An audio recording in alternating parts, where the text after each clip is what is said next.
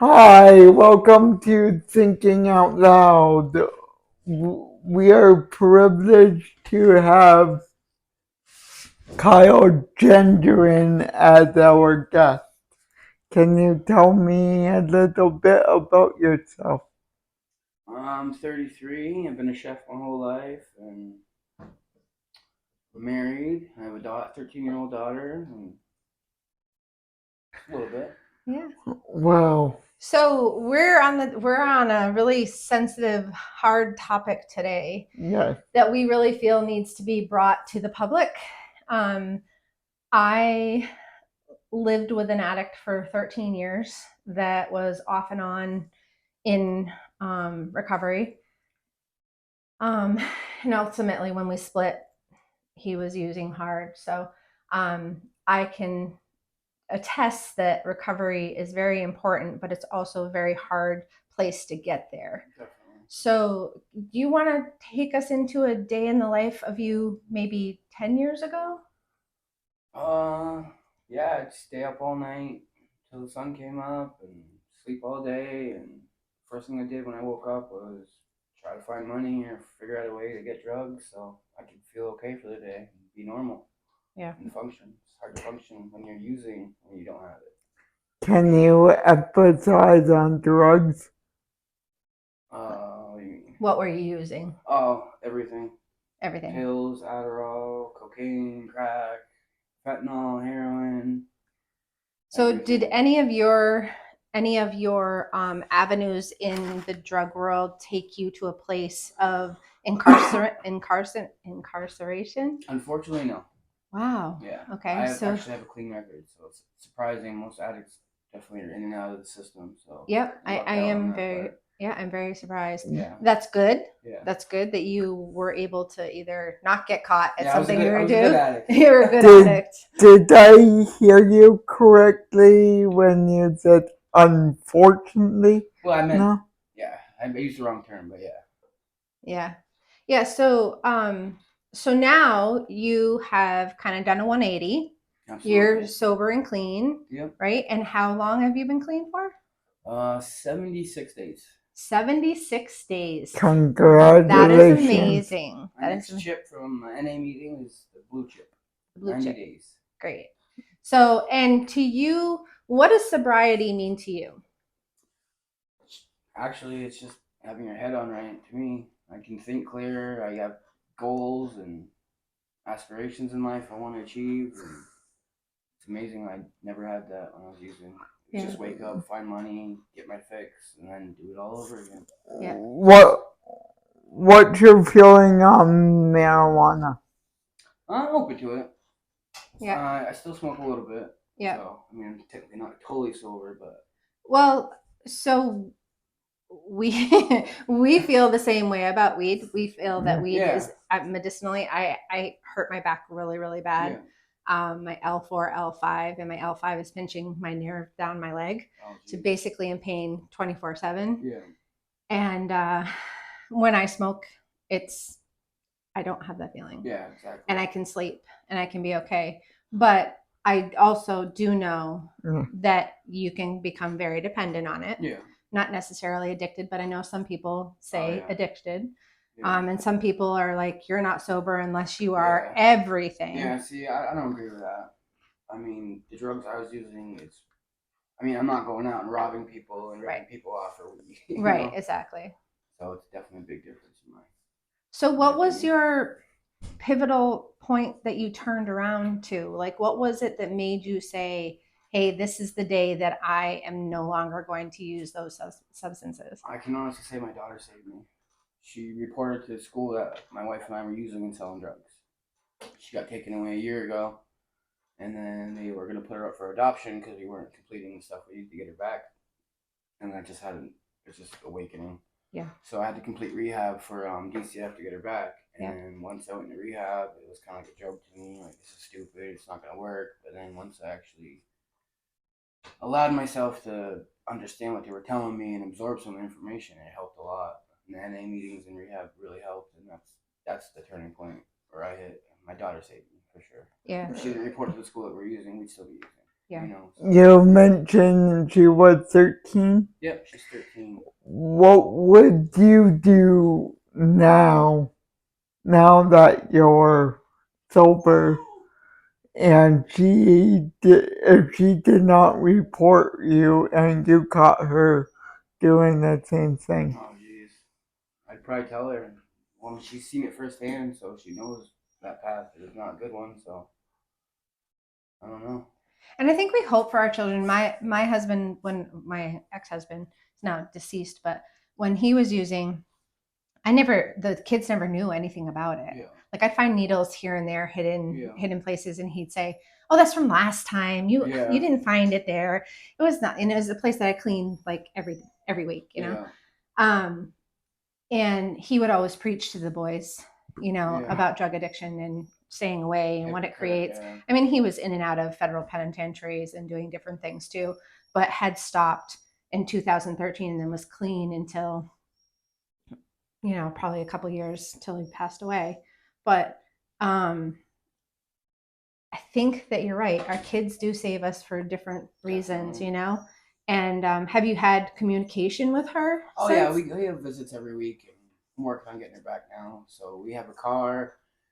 We gotta get an apartment. I have a job, so that's all the things I need to, accomplish. And So then you're clean doing it. UAs, which I have been completing every week. So Good. pretty That excited. is awesome. I know. Congratulations. That is amazing. And those chips mean all the world to people. Definitely. They just really mean a When lot. you get a hug and they hand you that chip, it's definitely magical. I don't know how to explain it. But Yeah. No, that little piece of plastic means a lot. Yeah, I it work does. for it, and it's not easy, but So it's so worth it. you decided to do something in light of your sobriety. You wanted to start an NA group in our nearby town in Bethel, right? Yeah. And that's what you've done. So tell us a little bit about that process and how you came to do that. There's a story called Addict in the Hole. There's an addict in a hole, and he can't get out, and he's tried to get out. Family members have helped him and tried to get him out, and the priest, minister have tried to help him, and no one can get this addict out of the hole until another addict comes along and jumps in the hole with him. And the addict in the hole says, "Why'd you do that? Now we're both stuck here." And he says, "No, I've been here before, and I know the way out." And that really gets me every time. Hearing that story in rehab is what really opened my eyes, and I wanted to be the other addict to jump in the hole and be like, "Hey, come with me," And to get out, yeah. So I started a nonprofit called New Beginnings, and we host NA meetings in Bethel, 6 to 7 every week at the White Church. So what day? Giving back. What day? Sundays. 6 to 7. Some days are 6 to 7. Is there a criteria that you have for the meeting? Yes, the only criteria is the want and need to get clean. That's it. And it can it be any substance? Any substance. Any substance. Mostly more towards narcotics, but they consider alcohol a drug too. So yep. People that alcohol dependency still come in, and yep. It's off to a slow start, but people are coming. Yeah, it's nice. That's good. So when we talked a few weeks ago, you said your hope was like 5 to 6. Yeah. Right. Yeah, that's where we're at right now. That's where you're at right now. That's about awesome. 5 to 6 members every week, and then I'm gonna be starting an online one too. Okay. So we do 2 times a week, one in person, one will be a Zoom. So Great. People that don't have transportation, and a lot of people keep telling me they want to come, they don't have a ride. Yeah. So I'm gonna do the online one too. Do you think not now, but sometime thinking out loud could join a meeting? So I would say no on my part because it's anonymous to go. And lots of people don't want anybody to know that they are doing that group. So out of privacy, I would say no, that we should not do that. And that's what we're running into with the online thing. We got to make sure people have their cameras either off or they're in a safe space by themselves. Yeah. So they have teams too, that they have like teams. That's what Clara Martin's on is. Yeah, that is very safe and secure. It's better than Zoom, but it works a little bit better. But yeah, Jay, when people are in recovery, sometimes they're ashamed. Right. And they're going to a meeting, and sometimes you don't know if that's all that person was able to do that day. Right. And I don't want to squash that, because that is super important. I wholeheartedly believe that more of this is needed. Absolutely. Our rates for drug abuse, even in Randolph, are really high. I don't know what the exact number is, but it's drug overdoses in the past year have gone up 300% in Bethel alone.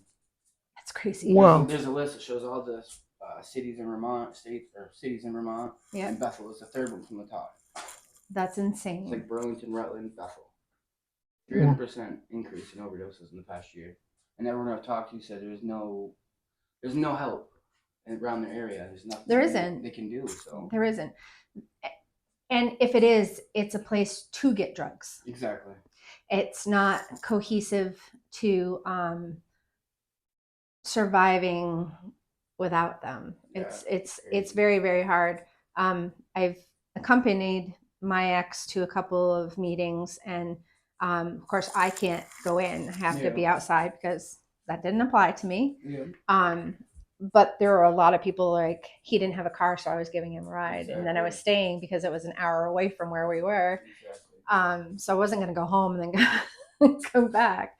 But are you thinking about having more than one NA meeting? I know you live in or you're staying in Rutland right now, right? Yep. We're just starting the Sunday one right now until it picks up. We'll get a couple more people, and then if it expands, we're gonna do a couple nights a week. And like I said, we're gonna do the online one. And in the future, I'm doing another nonprofit called AHA, which is Addicts Helping Addicts, and it will be a mobile service to provide sponsors for people. People that don't have cars and they can't get to the NA meeting and they're having a rough time, instead of calling or texting your sponsor, they'll show up and actually sit with you and talk you out of using. Nice. So people need that one-on-one. So I like that word aha, because it's an aha moment. Yeah. It's I'm looking for my paper that I had that I was going to think on our recap. We did a little bit of it the other day, but this is something that I got from Clara Martin Center when I told them that we were going to have you on. There are actually a couple of things that I wanted to. I think this might be the other one. No, that's not it. So there is I don't know if you've seen this before. Have you seen this before? No, I haven't. Is this a safe place to use?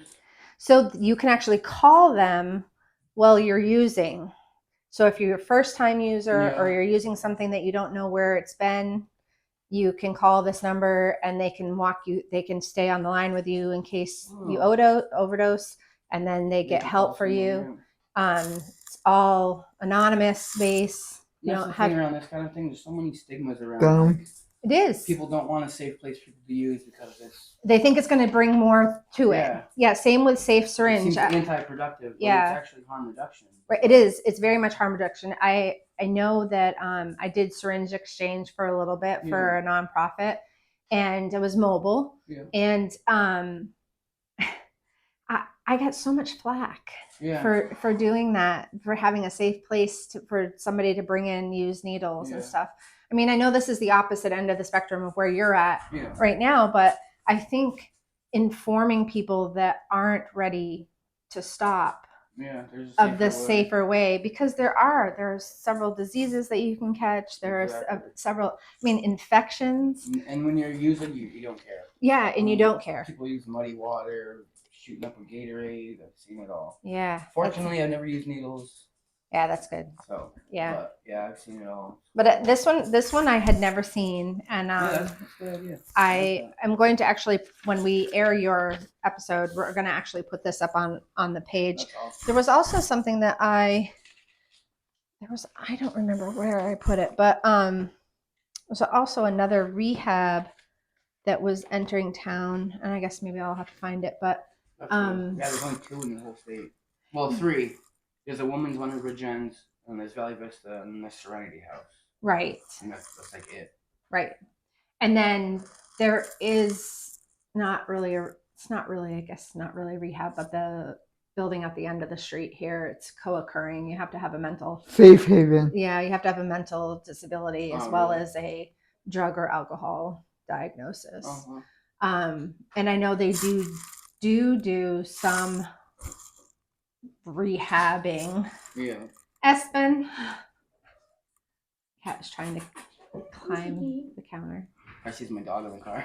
Oh, maybe. I got a little chihuahua. Oh, do you? Oh, I have a chihuahua too. Mine's long hair, but she's a runt, so she's small. Yours is long hair too, isn't it? Yeah. Yeah. Ripley, right? Yeah. It's one of those things. So, Kyle, if you could tell our Thinking Out Loud crew one thing that you have learned since you've been sober that you would like to pass on. There is help. Things do get better. It's hard, but as long as you stick to it and put your head down and do it, it's hard. I know. Yeah. You start using because it's fun, and you get you feel a little different, and you like it, and then it comes to a point where if you don't use, you can't even function.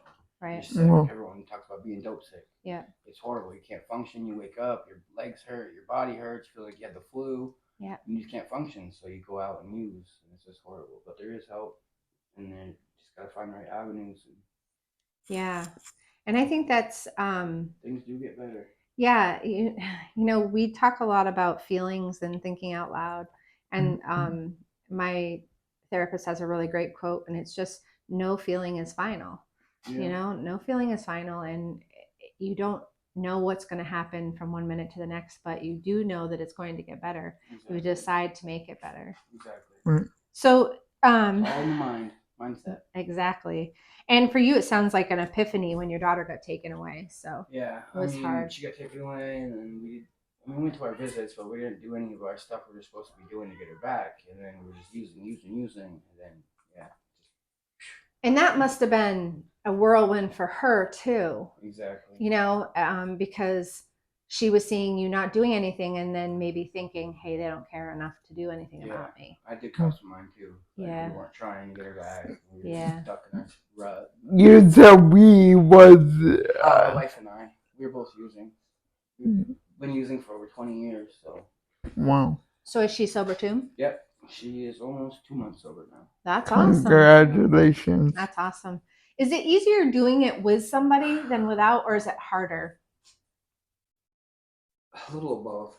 I mean, you have the extra support. Yeah. But when the other person wasn't ready to get clean, you're watching them struggle and doubt themselves and use while you're trying to stay clean and you're trying to talk them into, So you can never force them. You can't be forced your recovery on someone else. Right.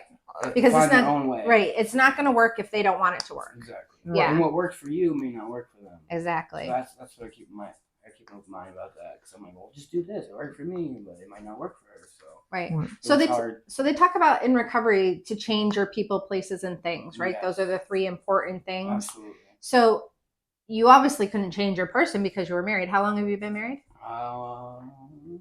10 years. Yeah. So you obviously couldn't change your person because you love your person, right? Exactly. But I was also willing to let her go in order to get my daughter back. It's a huge sacrifice. I know. I told huge her sacrifice. She was going to keep using. I couldn't be with her. I think that's what opened her eyes, that she didn't want to lose her family. So yep. She got clean, so. Yeah. It's I was awesome. worried. It's awesome. I don't want to leave her behind. I was willing to do it. So have you changed? Have you changed? Like, you grew up in Bethel, is that right? So what made you? Because you're now in Rutland. Yeah. What made you choose Bethel as the point of origin for your group? A lot of friends I have in Bethel.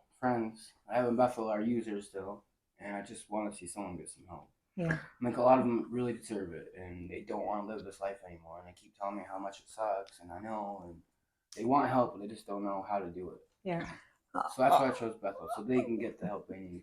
Even if I just say one person, it's worth it for me. I don't even care. I know Rutland has a bad rap of drugs. Absolutely. Is that hard being in recovery, living in Rutland?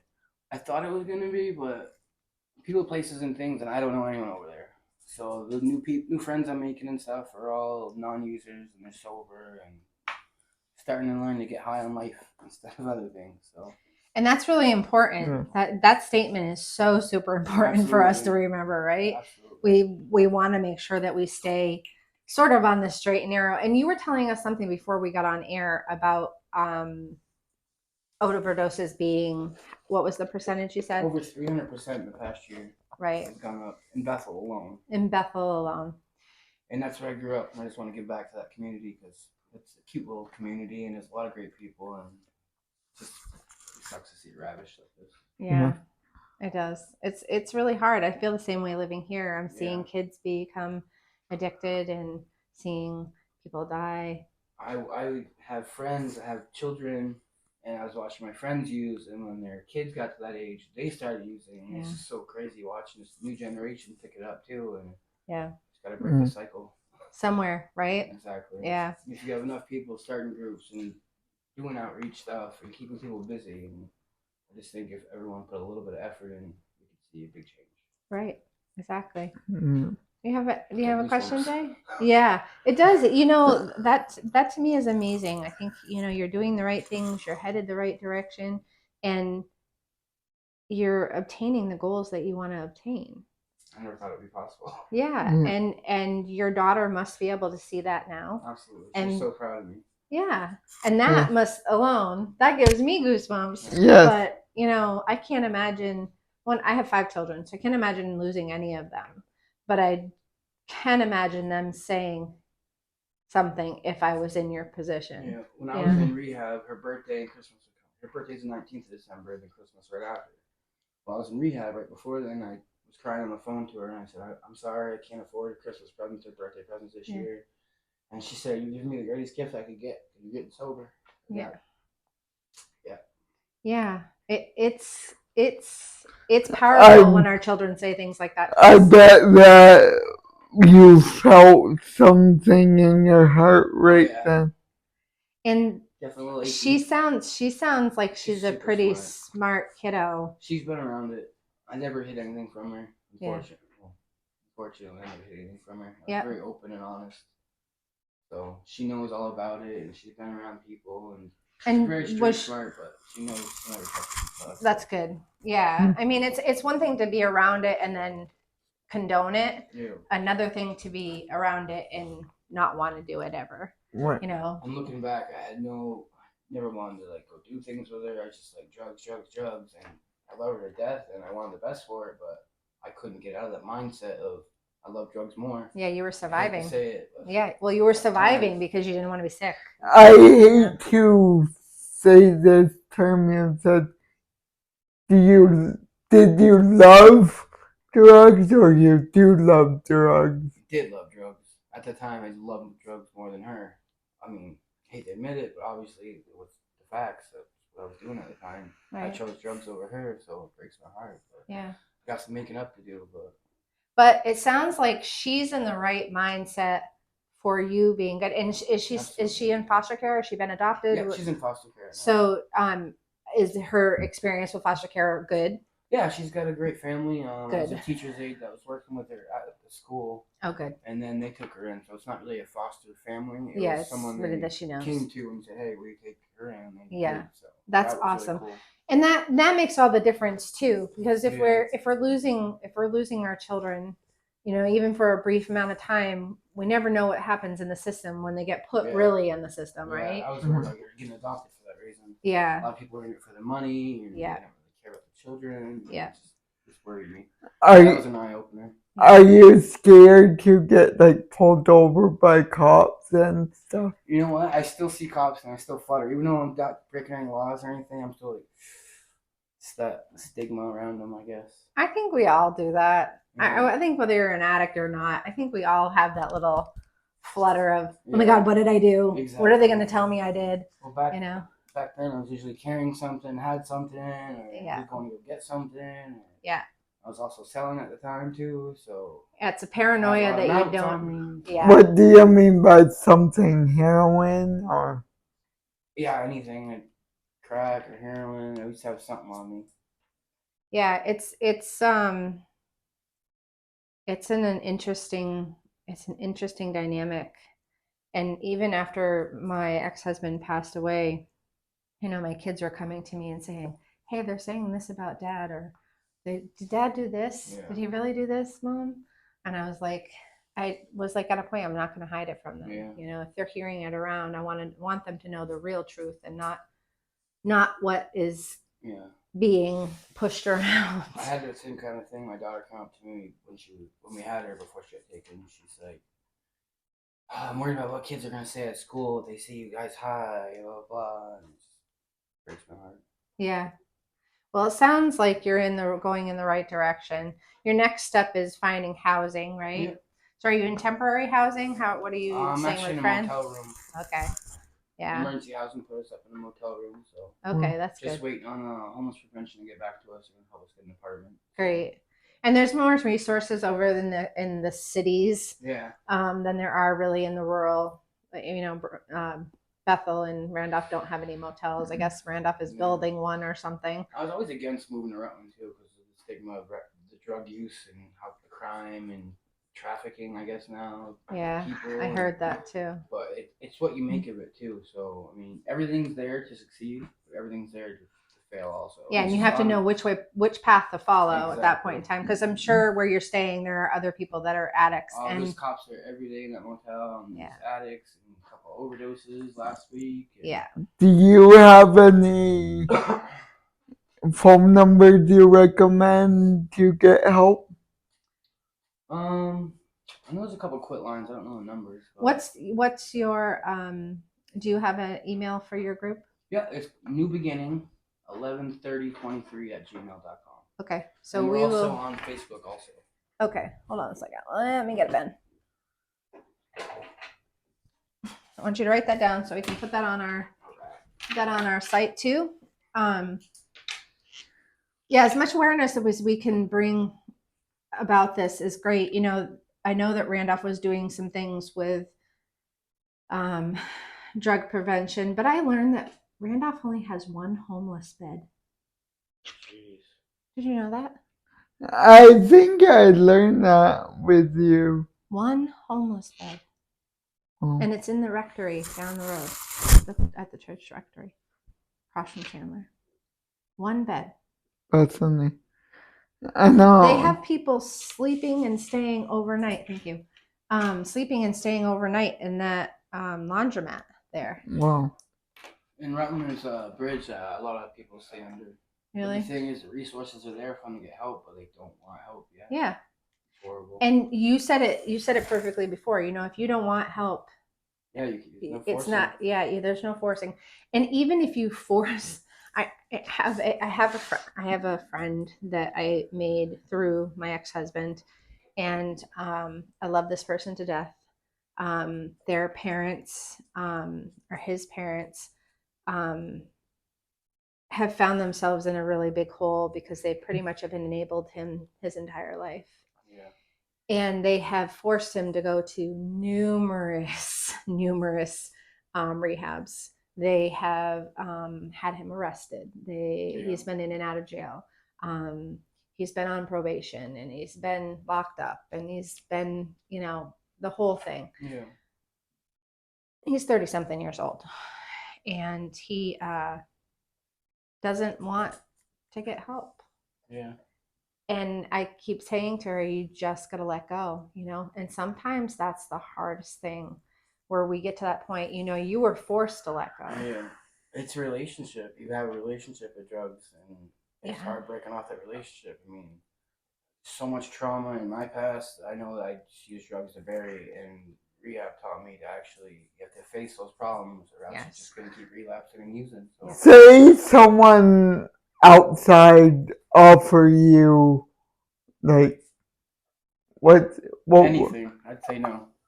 You would say no? When I first came out of rehab, my wife was still using, and she was sick, and I actually went to go buy stuff with her and watched her use, and watching other people smoke crack and smoke foil, fentanyl off the foil, and I didn't touch it. Yeah, you'd really made your mind up. Oh, I am not going back. In rehab, I'm like, I'm quitting. I'm never going. Don't say that. I'm like, no, I'm serious. Like, yeah, you've made your mind up. Yeah, it was a finalization for you. Are you getting mental health help? Are you getting? No. Do you feel like you would need that? You said you have some things in your past that have been really hard for you to kind of get through. I lost my whole family 1 year. My best friend died in my arms when a cannon exploded up on Gilead. I don't know if you remember that 4th of July. Yeah. 20 years ago. Wow. Wow. So he died in my arms, and my stepfather shot himself, and I had to clean up the mess. So Oh my that was God. rough. And then my grandfather shot himself. My grandma died of cancer. My real dad died of a drug overdose. I had a couple of friends from school get in a car accident, died, and my friend from school shot him. This was all within 1 year. Holy shit. And then Part and later on in life, we had our house, and we had a house fire, lost our pets, lost everything. Jeez. It's just been constant. So I've always had drugs there to kind of get me through it. Yeah. So definitely a relationship. What are you doing now? Like, what takes that place? Nothing. I'm just You're just working working. and head to the grindstone, and Yep. I have ambitions, like I said, and goals, and I'm just trying to meet. What are some of your goals you want to share? The AHA, I want to get that up and going. It's pretty much like a counselor service, but in vans. So there's like a little lounge in the back of the van. We'll drive to you. You can meet with a sponsor in the van or in the restaurant or wherever you feel comfortable. You know. So I want to get that going, and then I want to open my own restaurant. what Been a kind? chef my whole year. What kind of restaurant? Oh, I'm not sure yet. Something simple and quick. I want to do a couple items very well, like a food truck or something. Yeah. Just do like smoked pulled pork sandwiches and burgers and something simple. But I'm there. Yeah. I used to run Rolling Doughs in Bethel. Oh really? Oh really? That pizza truck. I didn't know that. Yeah. Is that still around? Do you know? No, she sold it. We were putting money down on it, but she backed out of the contract, so we actually paid $10,000 towards a $50,000 food truck that we never got back. So. What could thinking out loud do for AHA? I'm not sure. I think we could promote it once he gets it up and running. Absolutely. For sure. We can definitely tell our listeners, our viewers about that, because I think that's really important. But I have a business plan all done up right now. I got to secure some funding from the government and stuff like that. So that's what I'm working on. That's awesome. Yeah. You sound like you've got your path. Like, absolutely. I'm seeing your smile, and you've got some really genuine feelings and emotions coming out. Yes. It's so amazing. I just want more people that have been there their whole life to know that there is help and there's ways out. That's all. I want to give back. Yeah. I was saved, and I want to give that back to someone. Right. And remember, they may go through it and be okay and do it for a little while and then relapse. Yeah. And then, want to come back. And that's totally okay. Yeah, exactly. That's okay. You're trying it, you're getting there, you're almost there. Sometimes our past trauma really surprises us how much it takes over our brain. Oh, yeah. Even when you think you're not thinking about it, it's still so constantly there. Yeah. Yeah. And it is really hard. Sometimes it makes you feel like you're not worthy of being loved, that you're not being able to be cared about, that you're so fixated on that one substance that you're not able to proceed. I mean, I still have using dreams. Like last night, I was dreaming I was smoking fentanyl off of foil, and I woke up feeling like crap. But so subconsciously, my body and brain still want it. But or it's reminding you of where you've been. Maybe. Maybe even putting a spin on it to be like, no, it wasn't about using. It was just where I've been and why I'm going up and over where I'm Is any like your parents or siblings use or? My brother was an addict, probably about the same amount of time I was. And that's one of the reasons why I got started was he got in a motorcycle accident and was getting prescribed Percocet. Then I had some family members living with me, and they were paying rent in Percocets. So it started out doing a couple and selling them to get the money back. And then it was doing a couple more and selling, and then eventually I had no perks to sell, and then I wasn't getting rent money, and it was stupid. Yeah. So snowball effect for sure. So I know you're homeless right now, but housing rates, and if you've got even a little bit of credit, are really, really great right now. And people want to sell. So I see you going big places. And definitely let us know if you open that restaurant, because I will be there for sure. Absolutely. That would be awesome. And to have your dream come true too. It's nice to have our hopes and dreams come to fruition. I'm a big believer in manifest your own destiny. Absolutely. If you think it will happen. Think positive. Have no doubts in your mind. Just keep pursuing what you want to pursue, and it will happen. Yep. That's my mindset. Exactly. I read one book about manifest destiny and rehab, and it just kind of took over. Stuff. So where did you go to rehab? Valley Vista. And how long were you there? 14 days. 14 days. Do you think that that's a long enough program for people that are in addiction? For me, it was, but a lot of people said they need more time. And a lot of people in Valley Vista kept coming back. A lot of people were like third time in, fourth time in, fifth time in. Yeah. And everyone kept saying, I don't have another relapse in me. Yeah. So that's scary to hear. Can you tell me what's a day in Valley Vista? Wake up at 6 a.m. You have morning attendance. You eat breakfast. Your daily ambitions and stuff, and then you have a couple meetings and stuff during the day, and then that's about it. Yeah. And is it you come together as a group? Yep. And they don't have a heavy attendance. They can't have a heavy attendance per them, right? There's 2 wings, and then each wing holds up to 22 people. Oh wow, so it is bigger than I thought it was. Yeah, and then there's also an A wing, which is the richer people. We're not the C wing and D wing are allowed to see them. Oh really? So like they put curtains up in the cafeteria, and they sneak them into the cafeteria. It's really weird. What's C and D? C and D wing. The wings, like they're different compartments to the. Yeah, why kind of like a jail is a whole hallway. Why can't you see who's on the C and D wing? Normal people like that are there for Medicaid.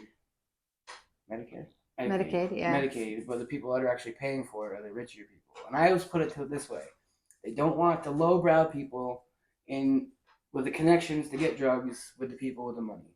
Yeah. And that made so much sense to me. Yeah, that does make so much sense. No, it's. Come on, why do they separate it? I know. Yeah. I know the money reasons there, but that's the same as separating blacks and whites. Come on, we don't need to do this day and age. You're all addicts. Yeah. You're all addicts. Unless I could see it if it was like a famous actor, exactly, or somebody that had to keep their secrecy stuff, like senator's sons, stuff like that. Yeah, then that would make a little more sense to me. Yeah. But if they're doing the same thing as everybody else, why can't they be like everybody else and do the same thing? Classes and the same treatment that C and D wing are getting. Yeah, so exactly. Weird. Yeah, it is very weird. Is that national or the Vermont? I'm not sure. I'm not sure either. So there's 3 rehabs. Yep. So does Valley Vista takes women? Only the A wing. Only the A wing. Okay. Yeah, they have mixed over there, but the C and D wing are all guys. Yeah. Okay. They have a separate one for gens for women. Oh, they do. Okay. I couldn't remember. And then there's 3. There's Valley Vista, and there's Serenity House. Serenity House, which is it's a rehab. I'm not sure. Serenity House, is that in White River? I'm not sure. I'm not sure either. You want to look that up? And then there's Serenity House, Valley Vista, and then what was the third one? Valley Vista and Virginia for women. Here's what I found. Right. It's in Wallingford. Wallingford. I don't even know where Wallingford is. Sounds made up. It was very funny. A few weeks ago, somebody told me, "Have you ever been to Jamaica?" And I said, "Yeah, I loved it there. The beaches were amazing." Yeah, Jamaica, Vermont. Yeah, and they are like, "No, Jamaica, Vermont." I was like, "There's no Jamaica, Vermont." There's a Georgia, Vermont too. Yeah, I knew there's Georgia, Vermont, but Jamaica, I never knew there was a Jamaica, Vermont until a few months ago, and I've lived here my whole damn life. I didn't even know there. I knew Jamaica. I didn't know about Georgia. Oh, you didn't know about Georgia? My uncle's like, I'm moving to Georgia. I'm like, what? Like Georgia, Vermont. Oh, yeah. You're like, oh. Where is Georgia, Vermont? I don't know. Up north, I think. North? Oh. It would be really fun to kind of do a episode of what towns are in Vermont, I think. Yeah. You know, that would be kind of cool. So if you have one thing as like a closing statement to somebody that's just said, hey, I'm going to go into rehab. I'm not sure if this is a good fit for me or what. What would you tell that person? Do it.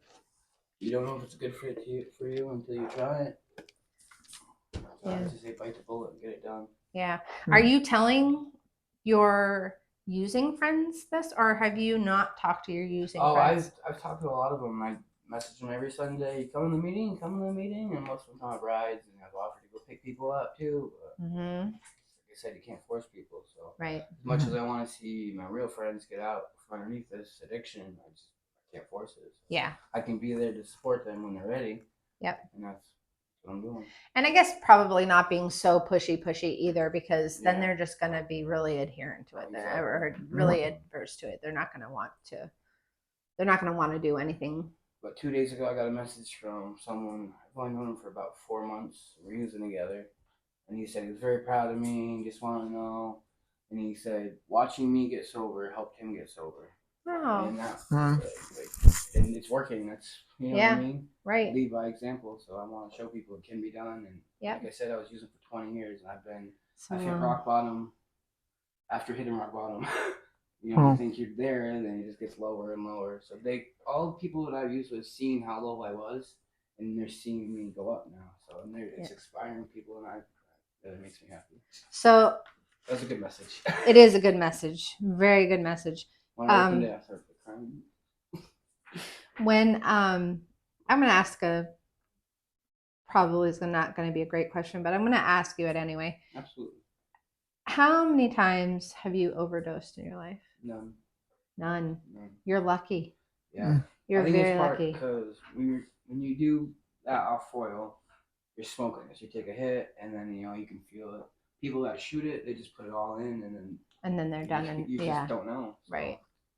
Well, that's good. Yeah. And you told me you have no criminal record. No criminal. You know that you are a lot of DLSs, driving around legal cars. But you have no cocaine or anything on your record. Nothing. That's no possession charges. Nothing. I think that is. It's.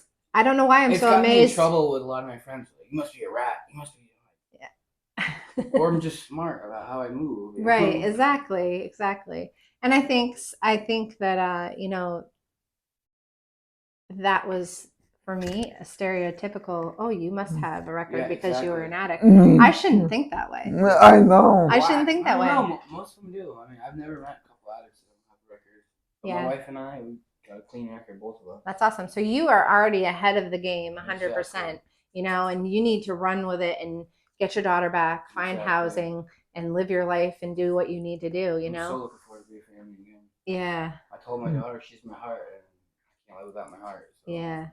She must be so proud of you. She really is. Yeah. I like watching her and see how proud she is. Yeah, that's awesome. And she's watched us, like I said, hit rock bottom, and now she's watching us go up, so it's nice. And she's her only child? Yep. Yeah. That's awesome. That's amazing. Like spoiler. Yeah, she deserves it, right? Exactly. Once you get to that stability point and you have your money, you're not going to need to be spending it on drugs. You can spend it on her. And that's the other thing. I bought a car, I fixed my brakes, and I'm buying a new windshield. At least you bought a car, not like I had to steal it. Yeah, I stole a car before. I got caught stealing my neighbor's car when I was using. Oh, jeez. We were stuck in Hancock, we had no ride, and we were sick, and had a little bit of money, and my neighbor was snow blowing his driveway, to wrap around drive around his house.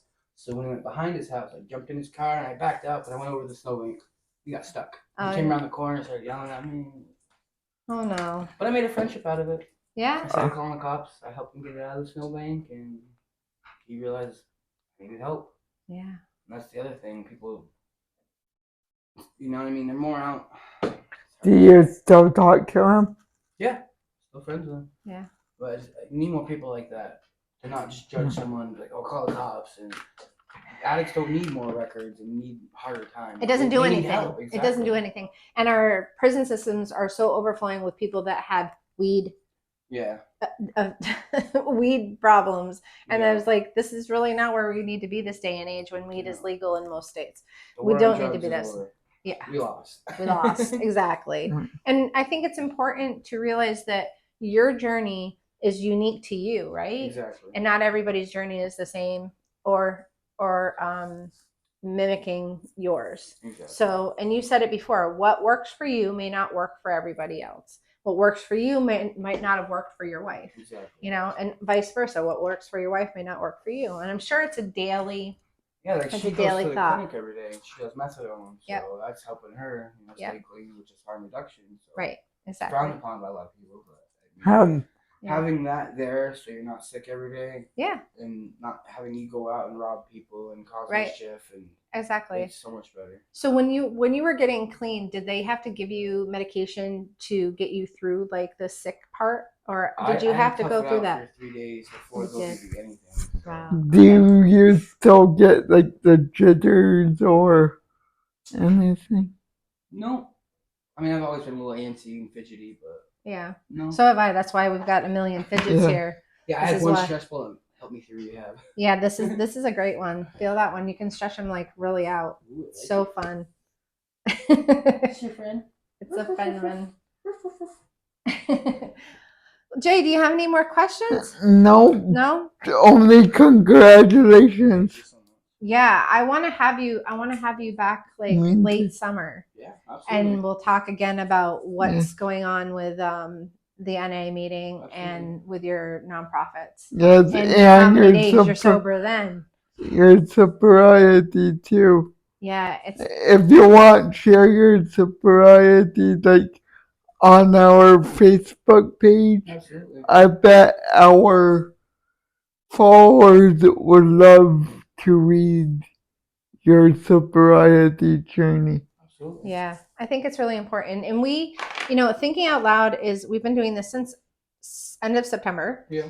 And we have talked to a number of different people, and we've found some of the people that we've talked to have an addiction journey. Yeah. And are doing something, Zach Kavakis. Yes, with what's the name of the Music Mountain Compost. Music Mountain Compost. Yeah. He has an addiction story, and we didn't know that until we interviewed him. Yeah. And it touches a lot more people than people realize. Yeah, and he's doing, he works 22 hours out of the day. Yeah. I swear he's busy all day long, all day, all That's night. what finds helping me, staying busy. Yeah. Putting my time and energy, not finding drugs, but to put it in these nonprofits. And That was Zach started Music Mountain, so he'd be busy, so he would not use. Right, Exactly. and it was during COVID, so it was just like Yeah, really it took a hard. toll on a lot of people. A lot of users went way downhill during COVID. Yeah, that's great. I think it's great that you did something positive out of something that was negative in your life, and that you're moving towards getting your daughter back and getting housing and just being a great member of society. Absolutely. And I may not have much, but I feel like the richest person in the world. Like, what I do have, I'm so grateful for, because I've had nothing many times. Yep.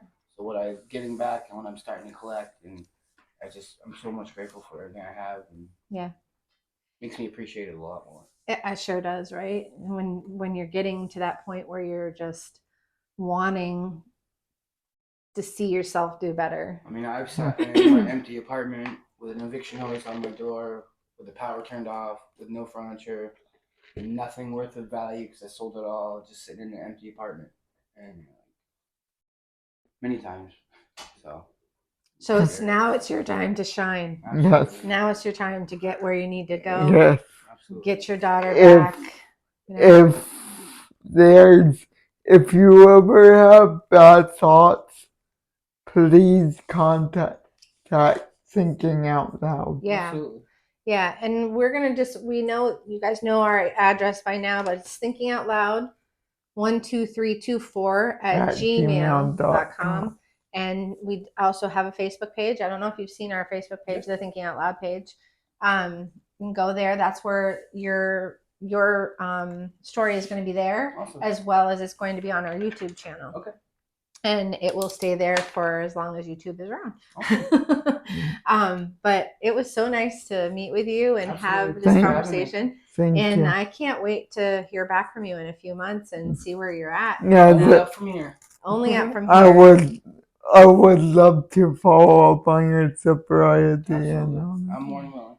Great. That's awesome. Jay, you want to take us out? Thank you again, Kyle, and thank you for joining us for another episode of Thinking Out Loud. One more thing. does Kyle's, do you have a Facebook page for your group? Yeah, it's New Beginnings on Facebook. Do a lot of quotes and stuff and lift people up and there to help people and other addicts that are struggling could share their stories and hopefully it'll help other addicts realize. Perfect. Perfect. Thank you. You're welcome.